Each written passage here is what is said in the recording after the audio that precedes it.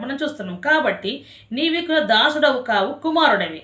కుమారుడవైతే దేవుని ద్వారా వారసుడవు. హల్లెలూయా. దేని ద్వారా?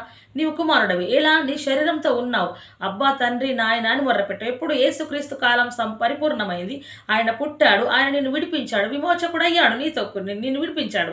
అప్పుడు నువ్వేమయ్యావంటే ఇక్కడ నాయన తండ్రి అని మొర్రపెట్టావు. మొర్రపెట్టినప్పుడు దేవాది దేవుని కుమారుని ఆత్మ మొర్రపెట్టి తన కుమారుని ఆత్మను దేవుడు మన హృదయంలోనికి పంపాను. తన కుమారుని ఆత్మను ఎవరిలోకి పంపాడు? మనలోకి పంపాడు. పంపినప్పుడు మనం ఏమయ్యాము? కాబట్టి నీవిక నేనిక. ఇక్కడ ఉంటుంది వాగ్దానం. నీవిక అని దాసుడవు కావు. ఎవరు నువ్వు? కుమారుడవే. కుమారుడవైతే దేవుని ద్వారా వారసుడవు. ఎవరి ద్వారా వారసుడవు అయ్యావు? ఇప్పుడు నువ్వు యేసుక్రీస్తు ద్వారా, యేసుక్రీస్తు యొక్క ఆత్మ ద్వారా నీ హృదయంలోకి పంపడం ద్వారా నీవు దేవాతి దేవునికి వారసుడవు అయ్యావు. అంటే ధర్మశాస్త్రములను బట్టి నీవు దేవునికి వారసుడవు కాలేవు. ధర్మశాస్త్ర క్రియలను బట్టి నువ్వు దేవునికి వారసుడవు కాలేవు. ధర్మ